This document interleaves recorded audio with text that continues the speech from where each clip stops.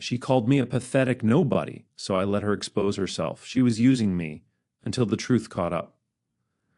Most people don't realize a relationship is broken while they're still inside it. The cracks only become obvious once something forces you to look closer.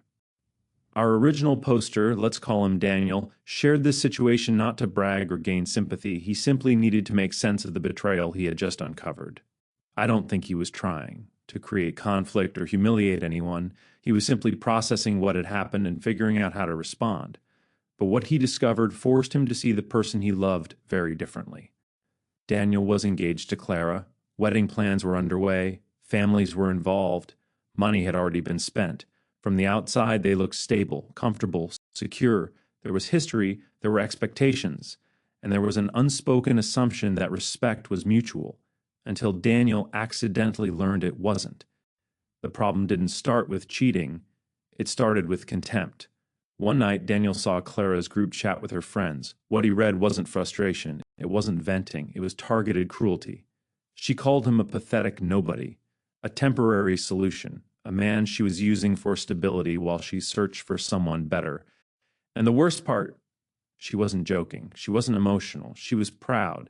Daniel didn't confront her because once you see someone enjoying your humiliation, you don't rush, you observe. He replayed months of moments he had ignored, late nights, sudden expenses, the way she smiled when she thought she had leverage. Slowly, the picture came into focus. Clara wasn't just disrespecting him, she was actively auditioning replacements. Daniel realized something critical. If he reacted emotionally, she'd rewrite the story. If he stayed quiet, she'd reveal herself. Daniel chose patience. He involved one person only, his childhood best friend Aaron, who had just moved back from Seattle after 14 years. Clara had never even heard of him. Aaron accidentally bumped into Clara at a high-end bar. She didn't suspect anything. She thought she had found her upgrade, someone who was everything she claimed to want. She fell for it, hook, line, and sinker.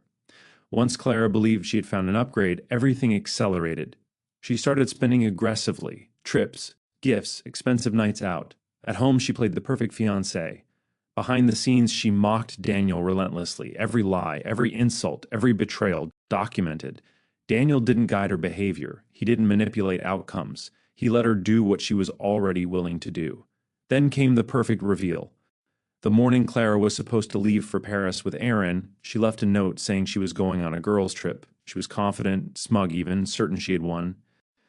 An hour later, she received a single text, a photo. Daniel and Aaron sitting at a cafe smiling, holding a printed copy of her trash-talking group chats. The caption read, "Bon voyage, Clara. Aaron isn't coming and neither is your engagement." The silence that followed was almost cinematic. Every step she took, every breath she drew, the truth hit harder than she imagined. By the time she returned from the airport, Daniel had already moved out. The lease was canceled. Her parents had been sent screenshots proving how she funded her lavish lifestyle through lies and deceit. She was broke, exposed, humiliated. Here's my stance on this. Under normal circumstances, respect, communication, and private resolution are the healthiest paths. That's the standard most people reasonably expect. I don't think he acted recklessly. He responded with restraint, documenting everything quietly and letting her actions reveal the truth. He did not initiate the harm. He documented everything quietly. He let her actions reveal the truth. The conflict isn't about overreaction. It's about boundaries finally being enforced. When Daniel ended the engagement, after Clara's lies and double life were undeniable, opinions exploded. Some called it cold, calculated justice. Others said letting it go on for months crossed a moral line. Which brings us to the question, based on the facts as presented, was Daniel in the wrong? Or did he respond reasonably given the situation? Where do you land? Share your judgment in the comments. Like and subscribe for more stories that explore real-world dilemmas through logic, empathy, and social norms.